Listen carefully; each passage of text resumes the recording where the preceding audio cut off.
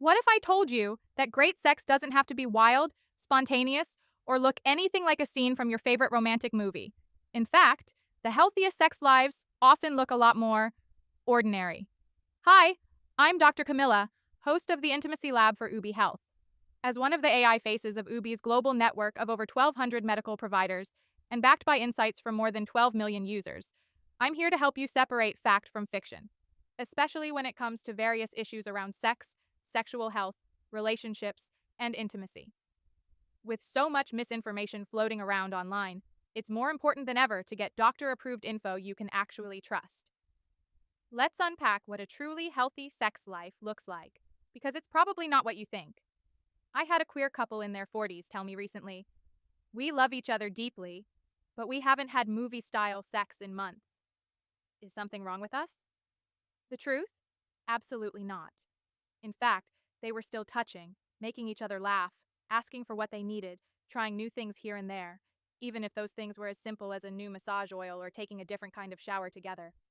That's an evolving sex life, and it's healthier than many people realize. Healthy sex is not about frequency or fireworks. It's about connection, communication, and safety. Let's start with this. You talk about it. Open communication about sex isn't just a bonus, it's the foundation.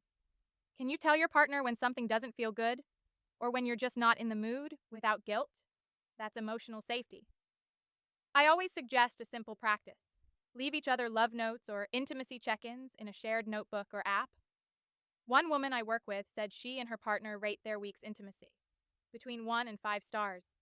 Not to criticize, but to get curious about what worked and what didn't. Another overlooked truth about a healthy sex life?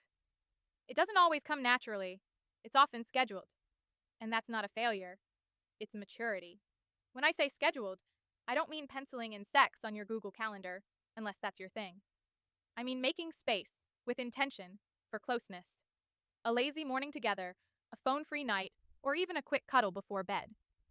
Those moments create opportunities for intimacy to grow. Now let's talk novelty, trying new things. Not everything has to be bold or kinky. For one neurodiverse client of mine, simply switching from night to morning intimacy changed everything. Her brain was more relaxed, and her sensory needs were different in the AM. That tiny shift reignited their connection. New doesn't have to mean extreme, it just has to mean different. One more thing, laughter. If you've never gotten a foot cramp or been interrupted by a pet mid romp, you're missing out. Being able to laugh in the middle of sex or just before or after is actually a sign of deep emotional safety. One couple told me they now have a dog clause in their intimacy time. Whoever forgets to shut the door does the dishes. These little rituals create closeness. And finally, pleasure must go both ways. That doesn't mean always climaxing. It means both people feel seen, valued, and prioritized. A healthy sex life flows with the rhythms of your relationship. Sometimes it's thrilling. Sometimes it's sleepy. Sometimes it's just a warm cuddle that says, "I'm here. I love you." That's intimacy. If some of this feels new or even hard to imagine, you're not alone. Many of us grew up absorbing myths about sex that just weren't true. You're not broken. You may just need new tools and frameworks. Everything we've talked about today is doctor reviewed and clinically informed by UBI's provider network. Worried about your own health? Start by checking in with the UBI symptom checker at ubihealth.com. Its medical grade, doctor approved AI is like having a full on call healthcare team right in your pocket.